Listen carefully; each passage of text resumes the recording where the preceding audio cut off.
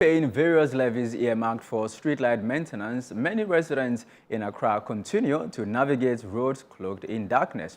Now, the lack of functional streetlights on key inner city roads is raising alarm over safety risks for both motorists and pedestrians, while also spotlighting troubling questions about transparency and accountability. ChannelOne News' Jennifer Nate has been exploring some major roads and highways and brings us the following report.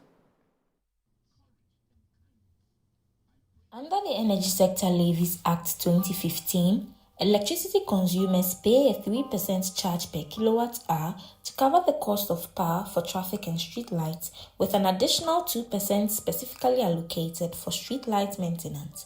Yet in many areas across Accra, residents continue to find themselves navigating dark streets despite consistently paying these charges. From Accra Junction to GTUC. Then from GTUC through the police depot, street lighting.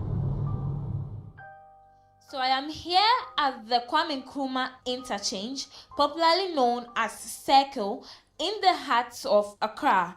And if you're wondering why there is a blackout here, it is not from lack of electricity, but an absence of street lights.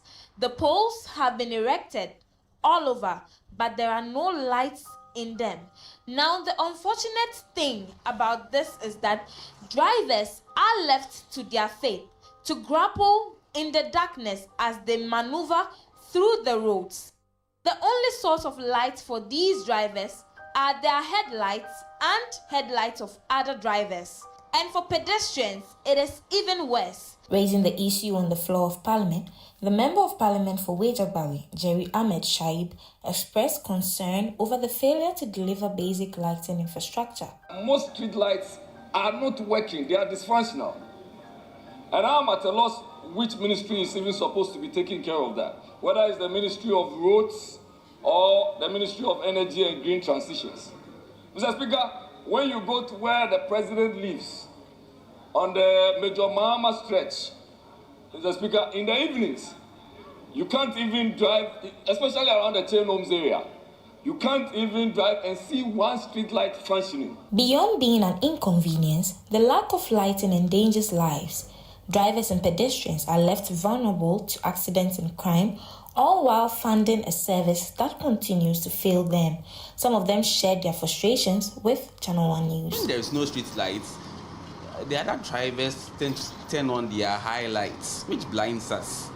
It's always blinding me because I don't know, when the highlights are on, I can't see. And that's also an issue. Actually, I feel it's dangerous because we don't have any street lights here. And anytime I close from work this late, I usually get scared because I feel anything can happen to you now. Because there's a madman be at that corner. Anytime I get there, I'm usually scared. Because I feel like he can do anything to you and nobody's going to see you, or it might be late by the time people get to see you. The gutters or whatever that they close, people usually they steal from it.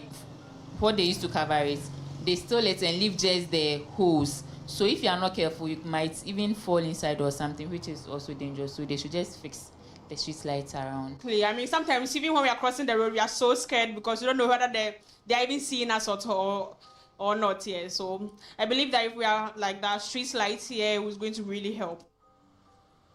Meanwhile, Majority Leader and Head of Government Business, Mahama Ayariga, assured MPs that street lights will be made available for installation on critical roads within their constituencies. I think the minister is distributing street lights to members of parliament to enable members of parliament.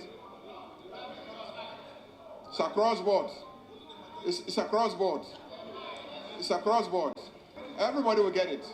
So I want to assure you that you will be getting street lights to say it may not be enough, but you can focus on the priority areas. Now, the topic of street lights did not begin from today.